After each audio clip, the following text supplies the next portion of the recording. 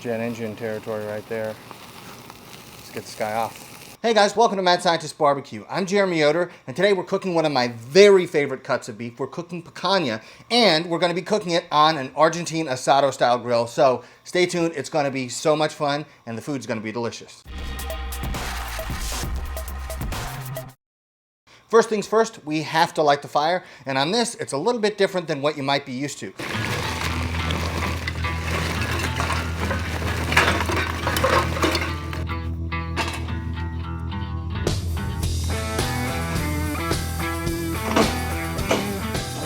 All right, not sponsored, but this is a great product. You should check them out. Fire cups.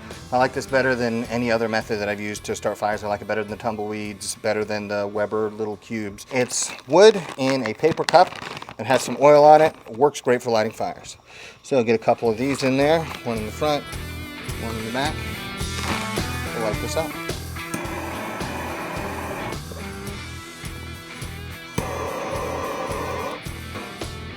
And now we wait. Actually, now we prep the meat. All right, we got our picanhas here, and they're both from Porter Road. They've been dry aged the way Porter Road dry ages all of their beef. And I've been using Porter Road for a number of years, and they're sponsoring today's video, so big thank you to them for sponsoring today's video. If you guys have not tried Porter Road meat, definitely give it a shot. It's of the top quality because they raise the animals in a way that is best for the animals, which has the side effect of producing great meat. Now, they do things like sustainable agriculture, and they make sure that they're doing things in the best way possible. For me, that's not the biggest issue. The biggest issue is the quality of the meat, and the quality of the meat is top notch. So they're raised on pasture, they're finished with grain, so there's plenty of marbling, and then the whole carcass of beef is dry aged for a couple of weeks, so you get some of those beautiful flavors that you get with dry aged meat without any of the waste by dry aging single cuts. So it's kind of the best of both worlds. So if you're interested, be sure to check out their beef, but don't sleep on their pork products. They are really, really good. Unlike the commodity pork that's almost flavorless, the pork products from Porter Road are awesome. As a matter of fact, I think we're gonna go do a whole hog cook at one of their farms, so stay tuned for that. You can just click on the link in the description. Go check out Porter Road. It is top quality stuff. They did the bacon ribs, they did the pig wings, a bunch of really cool cuts. And this is one of the cool cuts that you can find at Porter Road that you might not be able to find at your local grocery store. So be sure to check it out. That being said, I'm gonna open these up and we're gonna get to talking about grain. Here we got fat cat, meat side, and it's very important here, guys, this is the way the grain is running. Now, depending on how you want to cook this, you're going to cut it differently. If you're doing steaks, you're going to cut with the grain. If you're doing picanha on skewers, you're going to cut against the grain. We'll talk more about that in a second. If you're doing traditional picanha and you're going to want to put it on skewers, you're going to want to cut against the grain. So you can imagine the side of the steak looks like this, where the grains are pointing out. So when you shave off some, you're cutting against the grain, and each piece is going to be as tender as possible. Now, if you're doing steaks, you're going to want to cut with the grain. And the reason is very similar. Because if you have a steak where all the muscle grains are running this way, when you actually go to eat the steak, you're going to cut across the grain. And so you're going to have that final cut when the steak is finished, be cutting across the grain so that each bite is as tender as possible. So 2 different ways to slice it for 2 different purposes. All right, just kind of square up this end right here. We got fat cat and then muscle right there. And you can see that the grain is running this way. So you want to cut these pretty thick, maybe even something like this.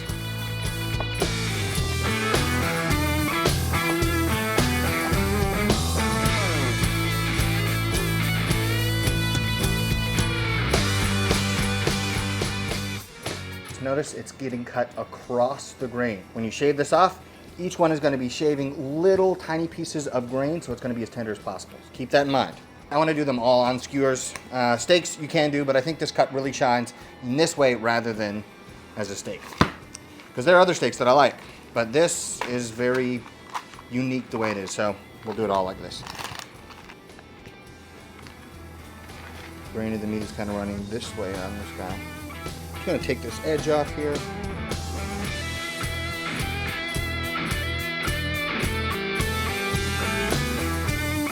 Whew. Big boy.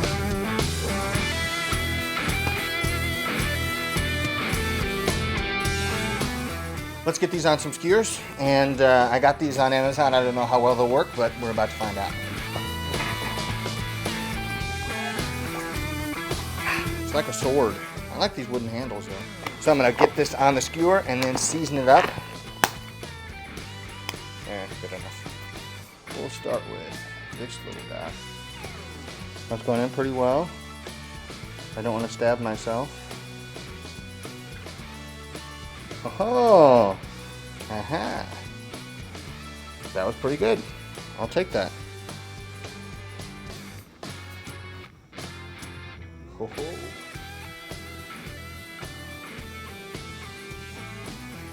Got our first skewer.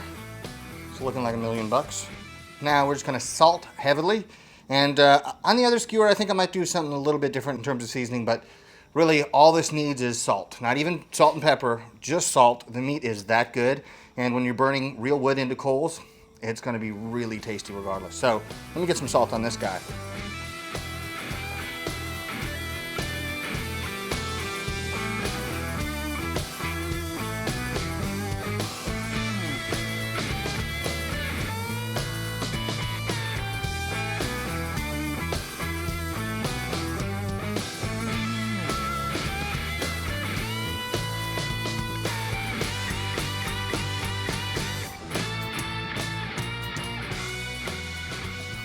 All right, we're gonna let this sit for a minute and allow that salt to start to penetrate through so that each bite has an even distribution of salt.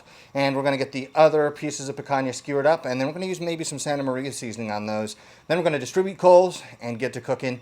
And let me tell you guys, if there were smell-o-vision, when this stuff gets on the coals, it smells so incredibly good. I can't help but smile thinking about how good that smells. So, in for some good stuff here. All right, I seasoned these with a little bit of salt, and then we're gonna go in with some Santa Maria rub just because I love this stuff. This is a Santa Maria rub that I'm working on, so it's all those flavors that I love in Santa Maria style rubs. But I have ready access to it.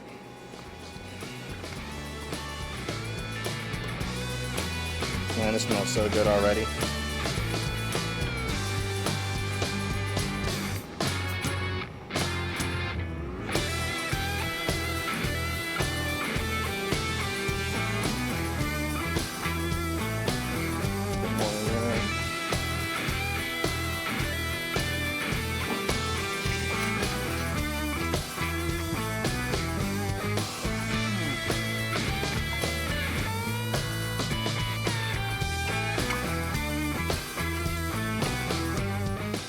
Put it here, fat cap next to the fire so I can render some of that down.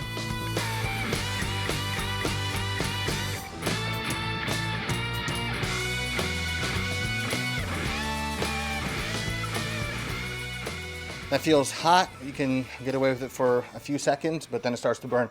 I'm trying to pick up some stuff from my buddy Al Fragoni, who's like a wizard when it comes to open fire and cooking directly over coals like this. But if I had to guess, it's probably somewhere around 300 degrees. So it's hot. It's going to start the cooking process, but we're going to go gently and then increase the temperature as we move along, because if the temperature is too low, we can always raise it. If the temperature gets too high and we start burning and we have like a big grease fire, we can't really come back from that. So we're going to start nice and slow. And while we're doing that, we're actually going to start making some chimichurri, which is essential for this picanha. So let's get to chopping. Now, to make chimichurri is actually pretty simple. You just need a few basic ingredients. Italian flat leaf parsley. Make sure you get Italian parsley. I think it just provides the right flavor. And then we have cloves of garlic. We're gonna chop both of those up pretty finely. We're not gonna try to make it into a paste or anything like that. And then we're gonna add to it high quality extra virgin olive oil. And then usually people use red wine vinegar like this, but I actually prefer champagne vinegar. One thing that I learned in culinary school was that there were way more vinegars than what I'm used to. We tried different recipes and they're like, go get the champagne vinegar. I'm like, what? Champagne vinegar, all right. And I tasted it and it's delicious. So if you want to use red wine vinegar, totally fine. If you want to use champagne vinegar, which I encourage, definitely give it a shot. You can do this in a food processor, but it can kind of emulsify and turn into kind of a paste, which I don't really like. I prefer it to be kind of more rustic because this is a very rustic style of cooking, and the chimichurri that goes along with it, I think, should match that style. So I'm gonna get to chopping, mix this up, and I'm gonna add some crushed red pepper to this for just a little bit of spice, and then some salt. We're good to go.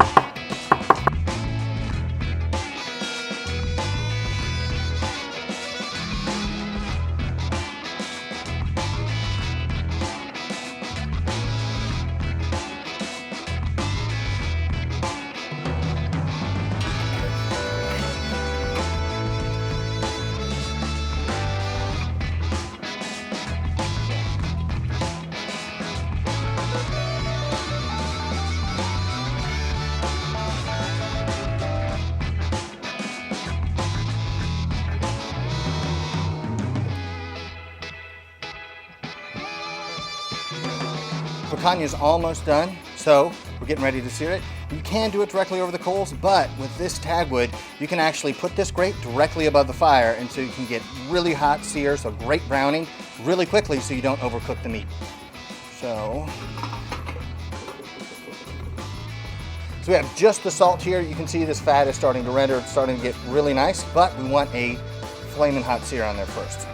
Let's see if we can do this.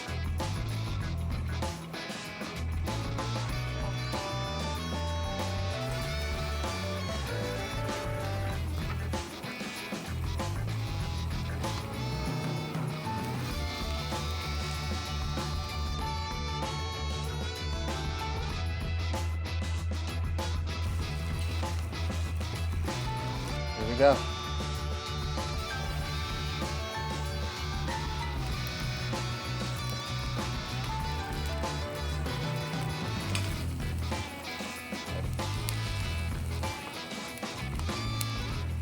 Smelling so good right now. Oh, jet engine territory right there.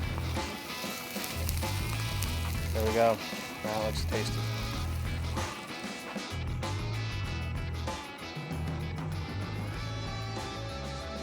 All right, we've let these rest for a few minutes here, so it's time to cut into them. The way I've seen this done is you take the whole skewer and you shave some off, and if the inside is a little more rare than you'd like, you can hit with some more seasoning and then go sear it off again. So if you go to like a Brazilian steakhouse, a lot of times that's what they do. They'll sear the outside and then shave it thinly and then re-season, sear it again, shave it, sear it again, shave it, sear it again, shave it. So each bite is maximally flavorful because you get that Maillard reaction all over the outside. It's like the outside corner of a steak. A lot of times you're like, oh, it's so good. The goal with this is to have every bite be like that outside corner of steak.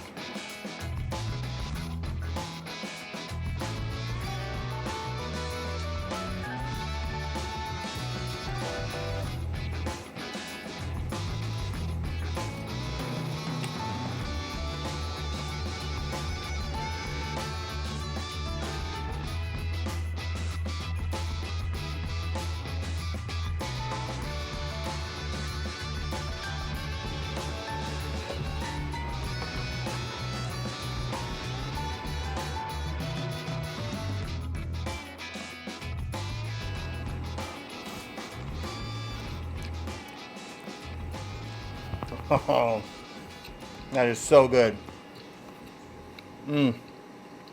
Unbelievable. Smoky, it's here like a steak, and then just that burst of flavor from the chimichurri. So good. Here, let me try just the salted steak by itself. Oh, I can't get over how juicy this is. And because of how it's sliced, it's tender. You see how we sliced against the grain here? So each bite should be nice and tender. All right, gotta feed the wife. Oh man, that is Yeah. so good. Isn't it freaking great? Oh, this is so tasty. Oh my goodness. All right, here we go. Santa Maria seasoning. Let's cut some of this off. You can hear that crust. Ooh.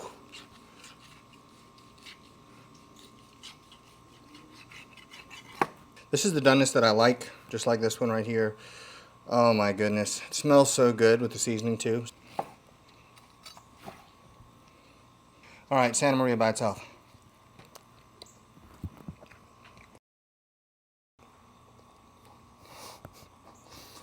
Oh man, this is so freaking good.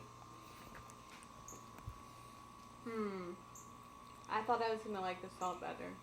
Yeah, I thought I was gonna like the salt better too. I mean, it's delicious with the salt. Yeah. But with the Santa Maria, it's just like max flavor. I'm gonna try the Santa Maria seasoning with the chimichurri and see if that works well together or if it clashes. We're about to find out. Very rustic, very simple. Meat, fire, chop up some garlic, parsley.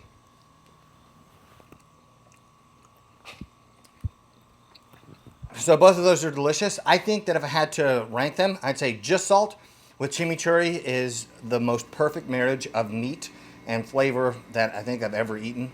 But then if it's just eating the meat with no chimichurri, I think I like the Santa Maria. They're both amazingly good. I would encourage you guys to get out there and try it. Click on that link in the description if you want to order some picanha from Porter Road. It is so good. I would highly, highly recommend it. You're going to be glad that you tried it. It is incredible. Thank you guys for watching. I'll see you next time.